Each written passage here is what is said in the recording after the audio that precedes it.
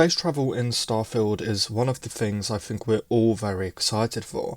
No Bethesda Game Studios game has ever given us manually drivable / flyable vehicles before, unless you count horses in the Elder Scrolls games. But space travel in Starfield may actually be a little bit more different than you would think.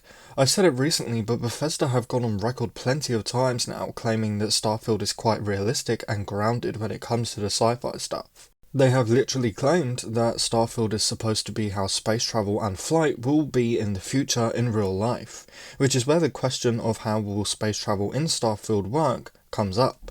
You see, in real life it would of course take you years upon years to travel from one side of the galaxy to another, with the only real option for astronauts to survive being if they were put into some kind of cryo sleep, because the journey would just take that long, we wouldn't survive. Now, we also know that we can visit our own solar system's Sol in Starfield, but then we zoom out into the map here and you can see that we can travel literal light years across the galaxy, which would take in real life years. So again, we have to ask the question, how will Bethesda handle this, considering Starfield is supposed to be quote-unquote grounded and realistic? Obviously option 1 is cryosleep, because that is what scientists today are actually looking at in real life, much like how we just discussed. Perhaps we will have some kind of cryopods in our ships that we will need to rest in as our ships automatically fly us from one side of the galaxy to another, but I doubt that Bethesda is going to do that for one main reason. That would mean the main quest or other quests in the game would take place through the course of hundreds of years. Now we can see in this clip here that our ship is kind of hyper jumping, so maybe Bethesda will just say in the future humanity have figured out how to hyper jump in space, so that they don't have to go through decades if not hundreds of years of cryosleep. Now another question I keep seeing pop up is the question of how will fast travel work out in the galaxy. Now look, we're all excited for manual spaceflight, right? But as we saw, Starfield's map is huge, as confirmed by Bethesda themselves. It is filled with over 1,000 planets and 100 solar systems. So let's be honest, after a while we're not going to want to fly around to every single planet and every single galaxy. We're going to want to just be able to fast travel anywhere, right? And that again is where I think the hyperjumping comes in. I think instead of a regular fast travel system like we got in Fallout 4, Skyrim, Oblivion and what have you, we'll get a little animation, so maybe we hover over to these galaxies on the map, aka these little white dots, and we click on them, but instead of saying would you like to fast travel to X location, like we usually get in BGS games, the pop-up might say would you like to hyperjump to X galaxy or something like that. And then of course we would get the hyperjump animation and we arrive at said solar system. Now another thing that Bethesda may do differently with Starfield's space travel is making us unlock fast travelling / hyperjumping in a different way.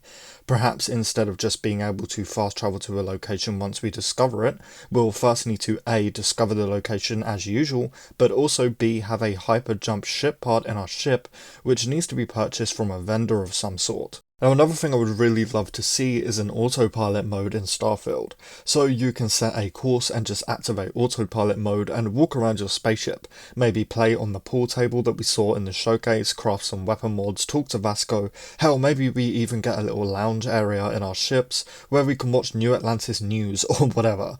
You guys know I've said for a while I really want our ships to be like our homes. I want there to be a living room, bathroom, kitchen, bedrooms for my crewmates, and all of the rest of it. And of course we can also see a set course option here in the Starfield map, which may indicate an autopilot being in the game. However, I think that this could also be a waypoint to tell us which way to fly, much like how in GTA for example, you would set a waypoint at where you want to go and the minimap will tell you which way to drive, but I think it could be both, so who knows. I think it would also be quite cool if we had an automatic pilot that every so often would fly itself into an asteroid field or something, and you would have to jump back into the pilot chair in the cockpit and get yourself out, right? Like just small things like that. Just the fact that stuff like this is even possible makes me really excited for Starfield as a whole, but how in-depth Bethesda will go into it, we'll have to wait and find out. By the way, if you haven't joined our Discord yet, please feel free to do so. We have plenty of Starfield related discussions over there. You can suggest video ideas to me, share your memes, show off your pets, and a whole bunch more. But enough with the self-plug. That is going to do it for me today, guys. If you enjoyed the video, please do drop it a like. It really does help out smaller channels like myself. And of course, if you do want to stay up to date on Starfield news, leaks, discussions, and plenty of other Starfield related content, consider subscribing because we cover it all over here.